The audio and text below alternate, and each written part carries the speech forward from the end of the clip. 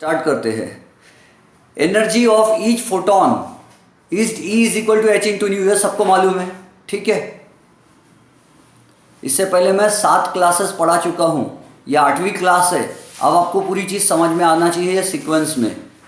Incident photon में energy कितनी रहती? H into nu. कौन बोला? Max Planck. किसने ये थियरी यूज़ किया? मैक्स प्लैंक की थियरी किसने यूज़ किया? आइंस्टाइन ने। क्या एक्सप्लेन करने के लिए? फोटो इलेक्ट्रिक इफेक्ट एक्सप्लेन करने के लिए। सो ब्लैक बॉडी रेडिएशन के बारे में डिस्कस करते करते आइंस्टाइन ने कहा कि यही थियरी हर चीज़ पर लगा सकते हैं हम, हर लाइट पर, हर इलेक्ट्रोमैग्नेटिक वेव पर लगा सकते हैं। So energy of each photon is equal to H into nu, incident photon की एनर्जी। और वो एनर्जी 3 काम में आती है। एक तो मेटल, एक तो इलेक्ट्रॉन को एटम में से उखाड़ने के लिए, यानी आयोनाइज करने के लिए, जिसको आप केमिस्ट्री में आयोनाइजेशन एनर्जी कहते हो। इलेक्ट्रॉन को उखाड़ने के लिए एनर्जी लगती है, हम उसको वर्क फंक्शन कहते हैं, मेटल से, ठीक है। इलेक्ट्रॉन को एटम से उखाड़ना है, फिर मेटल से बाहर निकालना है, और बची हुई जो एनर्जी रहेंगी वो काइनेटिक एनर्जी बन के इलेक्ट्रॉन को मिल जाएंगी। कौन सा electron? Photo electron. And remember, Einstein ने कहा इट इज़ ऑल और नन फिनोमिनन, यानी फोटोन की एनर्जी इलेक्ट्रॉन या तो पिएगा तो पूरी एनर्जी पिएगा, या तो नहीं पिएगा, ठीक है। अच्छा, ये भी ज़रूरी नहीं है कि हर फोटोन इलेक्ट्रॉन को उखाड़ने में सफल होगा। It is not compulsory that each photon will be able to pull out an electron. हर फोटोन इलेक्ट्रॉन को उखाड़ने में सफल नहीं हो सकता, ज़रूरी नहीं है सफल होगा। हो सकता है वो इलेक्ट्रॉन, और इलेक्ट्रॉन एनर्जी कैसे लेता है? या तो पूरा फोटोन की पूरी एनर्जी अब्जॉर्ब कर लेता है एक फोटोन की एनर्जी, या तो अब्जॉर्ब नहीं करता। अगर इलेक्ट्रॉन फोटोन की एनर्जी अब्जॉर्ब नहीं करता तो फोटोन की एनर्जी कहाँ जाती? तो फोटोन की एनर्जी मेटल को गर्म करने में चली जाती, या मेटल से रिफ्लेक्ट होकर टकरा के फोटोन वापस भाग जाता किधर भी। तो या तो फोटोन स्कैटर हो जाता, रिफ्लेक्ट हो जाता है, या तो वो मेटल को गर्म कर देता है। तो ज़रूरी नहीं है कि हर आने वाला फोटोन इलेक्ट्रॉन को डिटैच करेगा, इजेक्ट करेगा। ज़रूरी नहीं कि हर आने वाला फोटोन इलेक्ट्रॉन को उखाड़ेगा। अब देखो, तो energy containing each photon is h into nu, ये सबको समझ गया। इंसिडेंट फोटोन की energy. Phi is the work function. Work function का मतलब होता है इलेक्ट्रॉन को उखाड़ने के लिए लगने वाली एनर्जी, फाई। अपनी टेक्स्ट बुक में आई थिंक उसको फाई नॉट लिखा है क्या?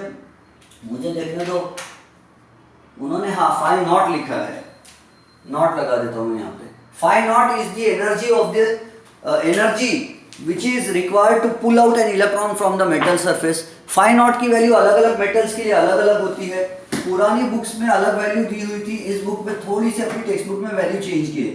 For potassium the value of photo electric work function is given to be 2.3 electron volts, और सोडियम के लिए 2.4 दिए। मैंने इससे पिछले लेक्चर में आपसे कहा था कि पोटेशियम की 2.2 है और सोडियम की 2.3 है, लेकिन अपनी टेक्स्ट बुक ने ये वैल्यू को थोड़ा चेंज करके दिया है। लेटेस्ट जो टेक्स्ट बुक आई है उसमें ये वैल्यूज उन्होंने थोड़ा चेंज करके दिया है। तो कोई बात नहीं, वो तो नियर अबाउट तो उतनी ही वैल्यू है वैसे भी, तो हम वो वैल्यू लिख लेंगे। कैल्शियम के लिए it is 2.9 photo electric work function, 2.9 electron volt, and it is almost constant. ये कांस्टेंट वैल्यूज होती है हर मेटल के लिए। जिंक के लिए 3.6 है, for zinc it is 3.6 electron volt. और इलेक्ट्रॉन वोल्ट को जूल में कन्वर्ट करना है तो कैसे करते हैं हम? Silver 4.3, for silver the value is 4.3 electron volt. और जूल में करना है तो 1.6 इंटू 10⁻⁻19 से मल्टीप्लाई करते हैं हम, इलेक्ट्रॉनिक चार्ज से मल्टीप्लाई करते हैं।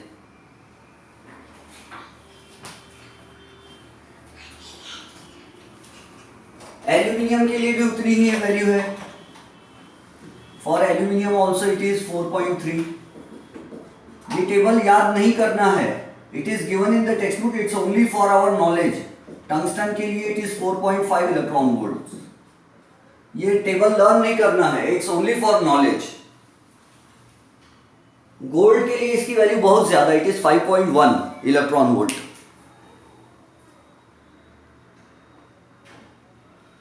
तो वर्क फंक्शन का मीनिंग समझा क्या आपको? What is photo electric work function? It is the minimum amount of energy which is necessary to eject an electron from the metal surface.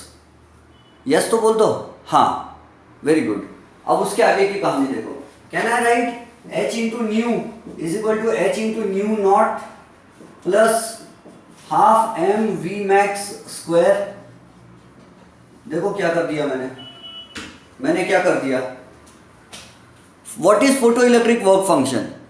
It is the minimum energy, और minimum energy का मतलब formula क्या रहेगा, h into minimum frequency. और वो minimum frequency को क्या कहते हैं हम? The minimum frequency of the incident radiation which is necessary to eject an electron is called threshold frequency. Threshold frequency. अब आप बोलेंगे सर दो न्यू दिख रहे, एक न्यू नॉट दिख रहा और एक न्यू दिख रहा। तो न्यू का मतलब क्या है? Nu is the frequency of incident photon. Frequency of incident photon. Frequency of incident photon. कहानी समझ में आ रही है? h इंटू न्यू यानी energy of the incident photon, और न्यू यानी frequency of the incident photon. और फाई नॉट का मतलब है वर्क फंक्शन। वर्क फंक्शन यानी minimum energy of the incident photon necessary to eject electron. So minimum energy यानी minimum h into minimum frequency. h तो constant है, तो minimum frequency को क्या कहते हैं हम? थ्रेशोल्ड फ्रीक्वेंसी कहते हैं, न्यू नॉट। अब मैं इसी को रीअरेंज करूँ, काइनेटिक एनर्जी का फॉर्मूला क्या? Half m maximum kinetic energy of the ejected photon, sorry ejected electron. Maximum kinetic energy of the ejected photoelectron is half m v max square. V max is the maximum velocity of the ejected photoelectron. तो इसको लिख सकते हैं h into nu minus h into nu naught is equal to half m v square. समझा?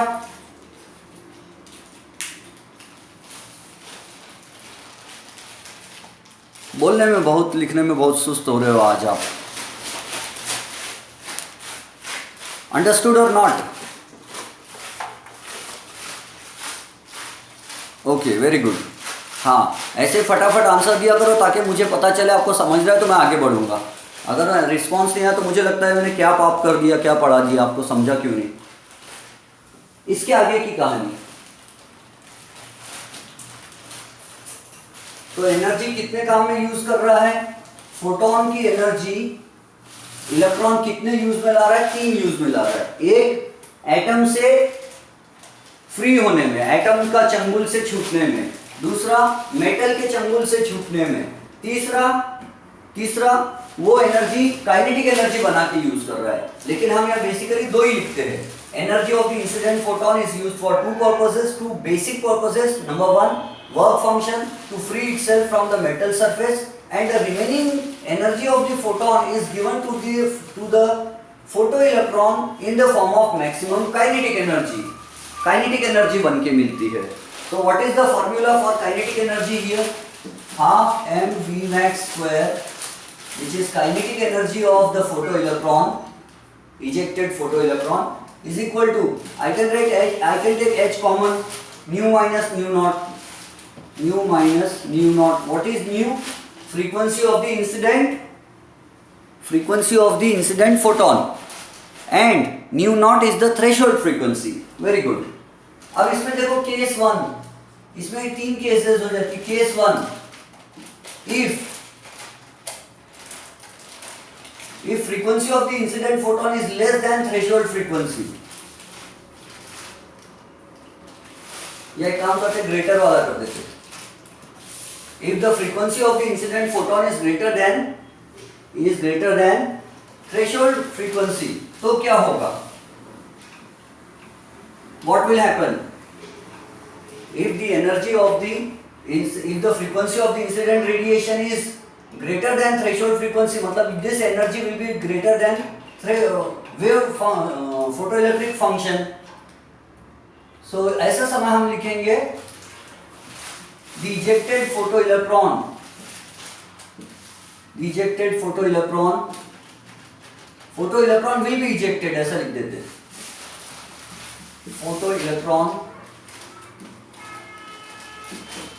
will be ejected from the metal surface with some kinetic energy, with some kinetic energy. ठीक है, अगर threshold frequency ज्यादा है इसका मतलब incident photon की energy ज्यादा है ना. इफ न्यू इज ग्रेटर, इसका मतलब क्या है, h into new will be greater than threshold energy, wave function. और ये h इंटू न्यू का मतलब क्या होता है, wave function, sorry wave function बोल रहा, photo electric work function. So h into new will be greater than photo electric work function. तो there will be some positive kinetic energy acquired by the photoelectron, ejected photoelectron. Case number 2. If frequency of the incident photon is equal to threshold frequency, अगर दोनों frequencies equal हो जाती है तो kinetic energy कितनी होगी, kinetic energy कितनी हो जाएगी, half mv max square will be 0. ये इसमें वैल्यू पुट करो, है ना. ये हमारा एक टाइप से स्टैंडर्ड एक्सप्रेशन बन गया यहाँ पर, equation, Einstein's photo electric equation इसको हम बोल सकते हैं. काइनेटिक एनर्जी की बात डिस्कस कर रहे हैं हम यहाँ पर, ये आइंस्टाइन का पूरा इक्वेशन नहीं है, काइनेटिक एनर्जी की बात कर ले. तो यहाँ देखो, E half E max square is H, अगर ये दोनों इक्वल हो गए तो 0 हो जाएगा, H into 0 will be 0. So kinetic energy will be 0. मतलब if the frequency of the incident radiation, if the frequency of the incident radiation is just equal to the threshold frequency,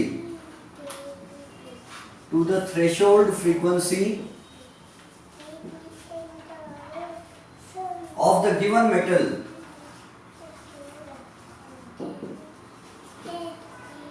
then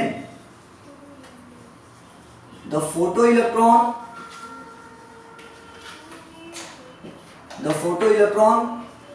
will be ejected from the metal, but it will have zero kinetic energy. यानी इससे क्या पता चला कि अगर incident radiation की frequency threshold frequency की equal है तो मेटल में से इलेक्ट्रॉन उखड़ तो जाता है लेकिन वो चलता नहीं है, इलेक्ट्रॉन चलता नहीं है. Electron does not gain enough kinetic energy, the electron does not get enough kinetic energy. Enough यानी क्या, जीरो काइनेटिक एनर्जी. इनफ की क्या बात, यानी उसमें काइनेटिक एनर्जी नहीं रहेंगी, सिर्फ उखड़ जाएगा. कब, अगर फ्रीक्वेंसी थ्रेशोल्ड फ्रीक्वेंसी के बराबर है तो. ये भी कहानी समझ गई. Understood this second case also. हां बरोबर, चांगलं आहे. आता त्यानंतर बघा काय होते. Case number 3.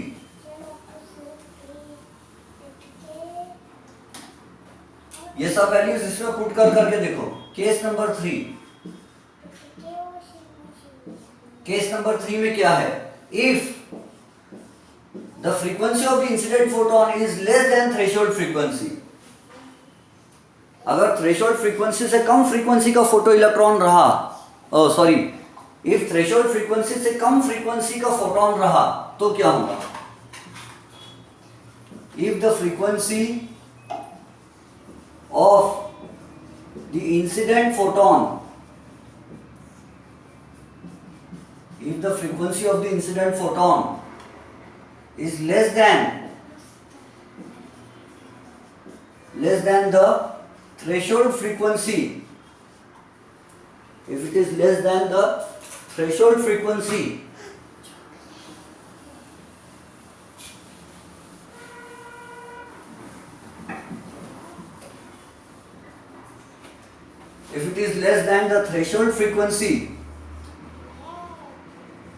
for a given metal,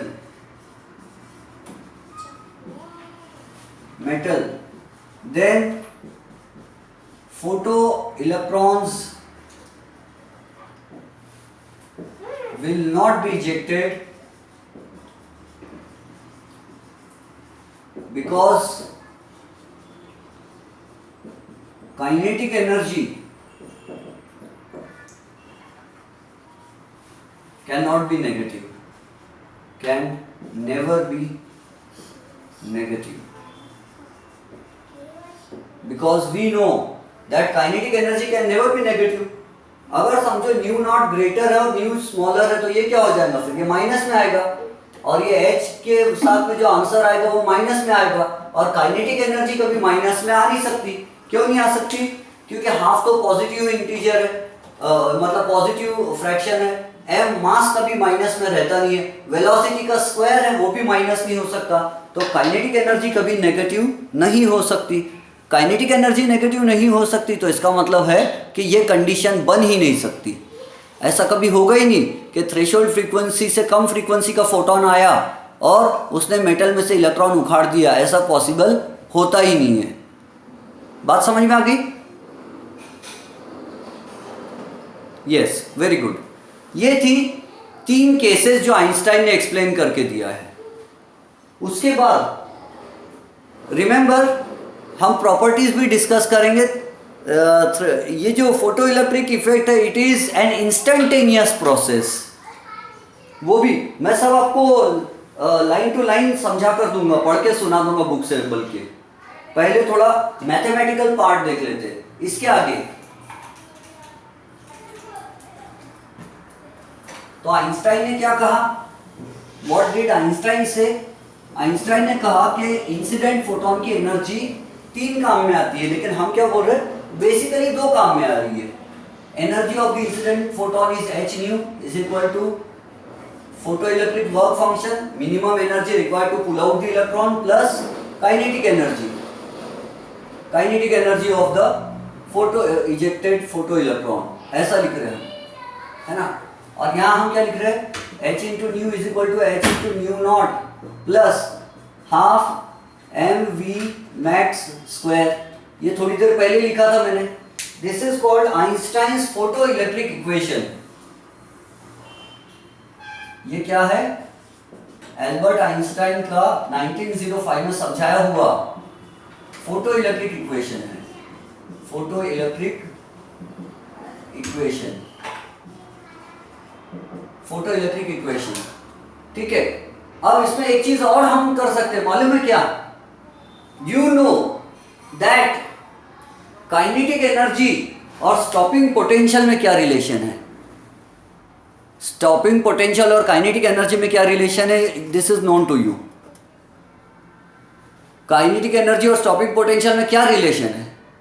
photo जो इजेक्टेड फोटो इलेक्ट्रॉन होता है, अगर उसकी काइनेटिक एनर्जी ज्यादा है तो स्टॉपिंग पोटेंशियल कैसा होना चाहिए? हाँ, वेरी गुड, नेगेटिव में ज्यादा होना चाहिए। डायरेक्टली प्रोपोर्शनल रिलेशन है। Very good, well done. तो here we can write h into nu is equal to h into nu not plus stopping potential का फॉर्मूला क्या रहेगा? Stopping potential energy. Kinetic energy की जगह हम लिखेंगे उसकी पोटेंशियल एनर्जी, स्टॉपिंग पोटेंशियल। तो वो हो जाएगा v इंटू ई, या E इंटू वी लिखो। What is E? where E is the charge on electron and V is the stopping potential,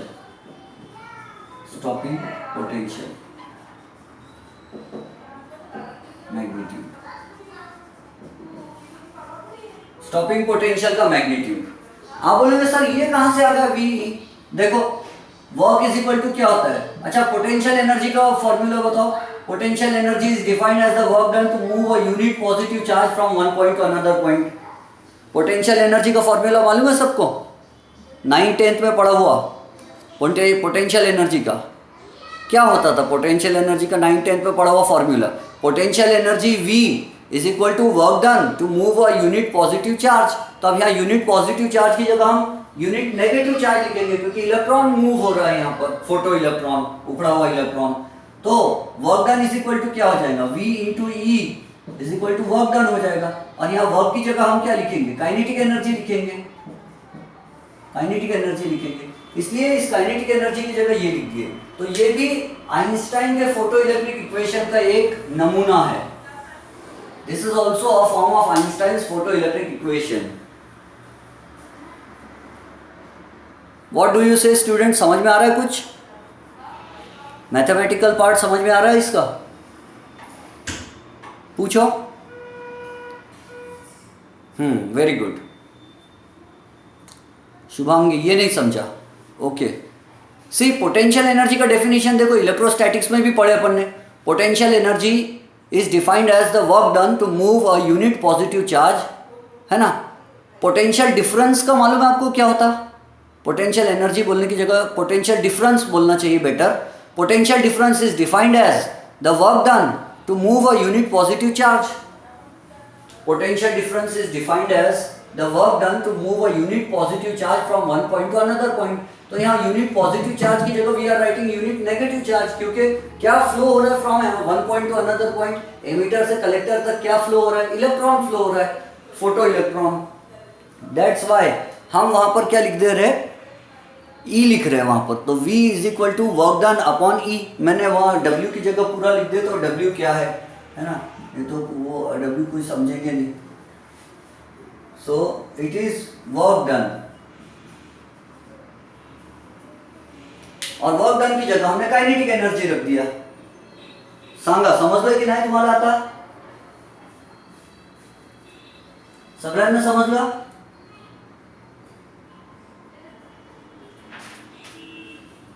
अब इसमें कंफ्यूज मत होना, ये इलेक्ट्रॉन वोल्ट नहीं है। मैं इलेक्ट्रॉन वोल्ट को ई लिखता हूं, ये यूनिट नहीं है, ये पोटेंशियल डिफरेंस है। V यानी क्या है? स्टॉपिंग पोटेंशियल है वो, पोटेंशियल डिफरेंस, ठीक है, मैग्नीट्यूड। और E यानी क्या है? इलेक्ट्रॉनिक चार्ज है। इलेक्ट्रॉन का चार्ज कितना रहता? मैग्नीट्यूड।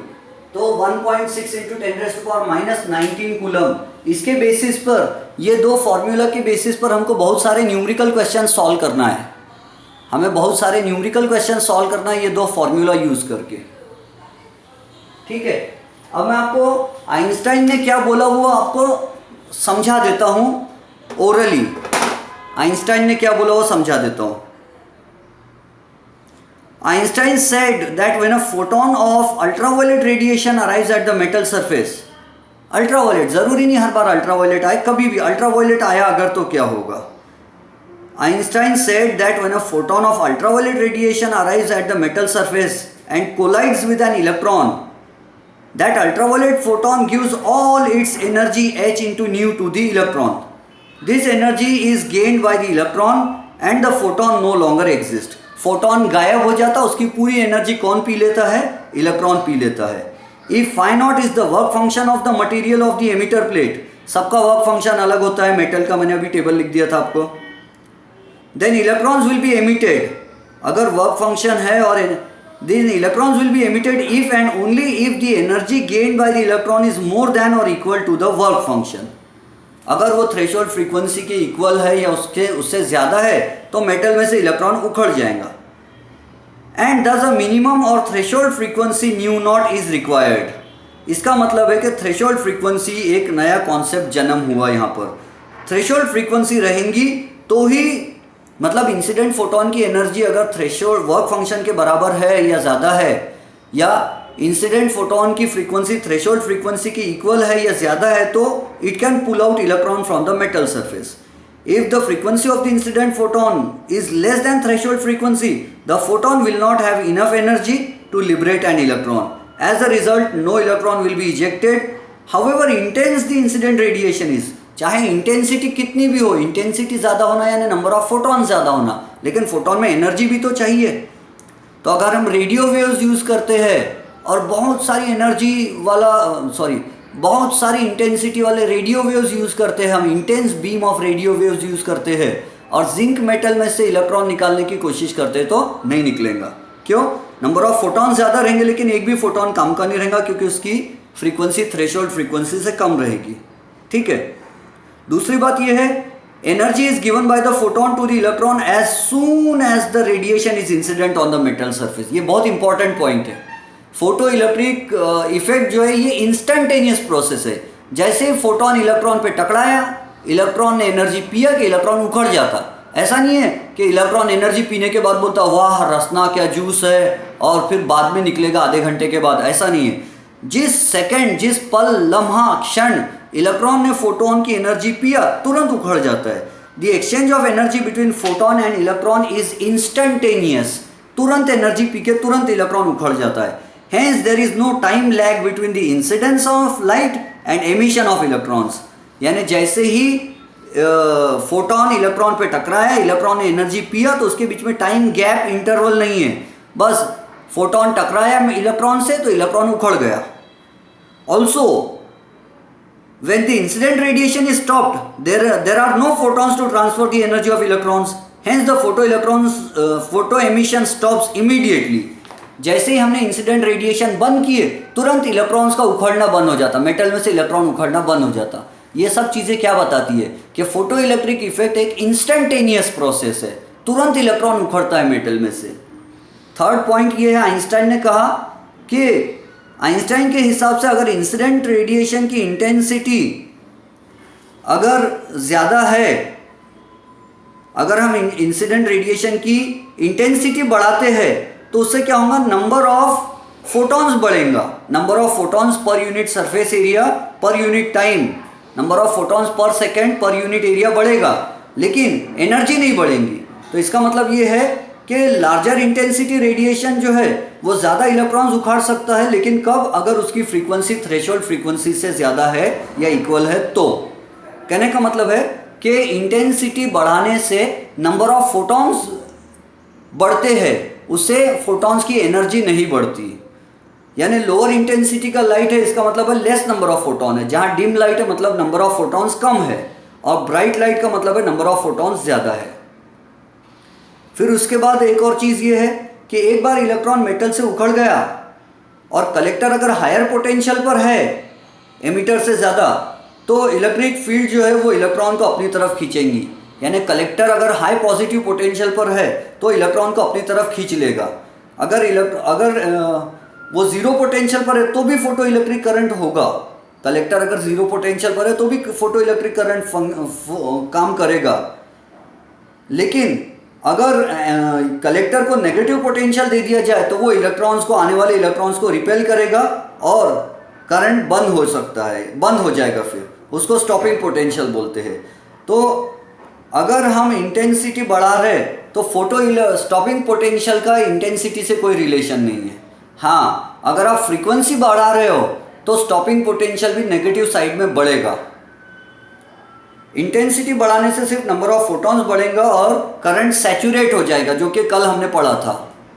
और फ्रीक्वेंसी अगर बढ़ा देते हैं हम, इंसिडेंट रेडिएशन के थ्रेशोल्ड फ्रीक्वेंसी से ज़्यादा और बढ़ा देते हैं, तो इलेक्ट्रॉन मेटल से इजीली उखड़ जाएगा, निकल जाएगा, और रिमेनिंग एनर्जी इलेक्ट्रॉन को काइनेटिक एनर्जी बन के मिल जाएंगी।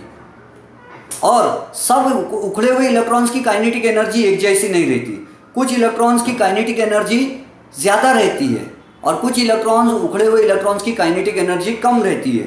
सभी उखड़े हुए इलेक्ट्रॉन्स की काइनेटिक एनर्जी सेम नहीं रहती। जो ऊपर की सरफेस से उखड़े उनकी एनर्जी ज़्यादा है। जो अंदर के ऑर्बिट में से उखड़े हुए इलेक्ट्रॉन्स है, एटम के अंदर के ऑर्बिट से उखड़े हुए इलेक्ट्रॉन्स है, तो इलेक्ट्रॉन को उखाड़ने में एनर्जी लग गई, तो इसलिए अब उनके पास काइनेटिक एनर्जी कम रहेंगी। ठीक है, काइनेटिक एनर्जी कम रहेंगी।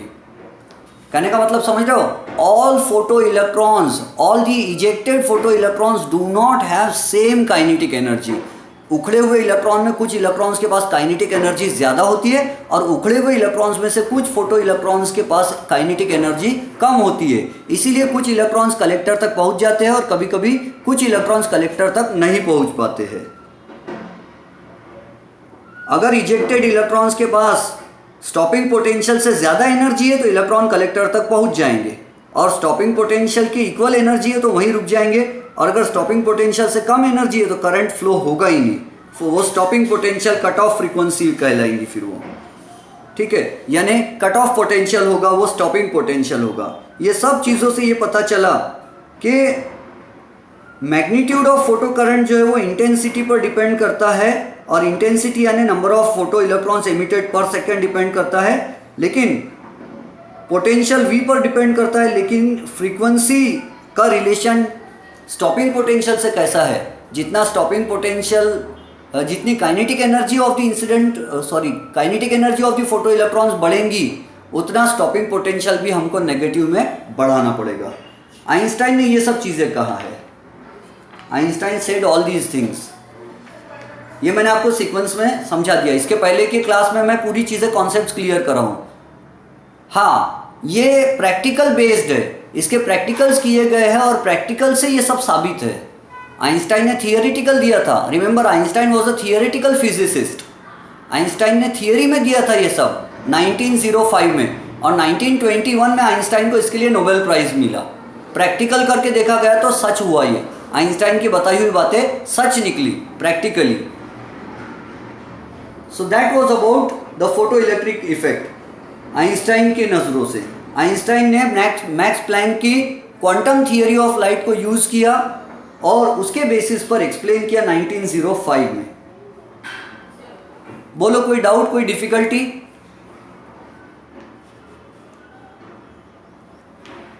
Any doubt, any difficulty? Very good, no doubt, no difficulty.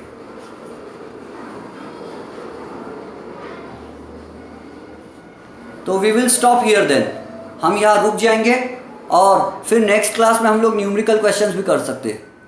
Violet light में ज़्यादा एनर्जी है तो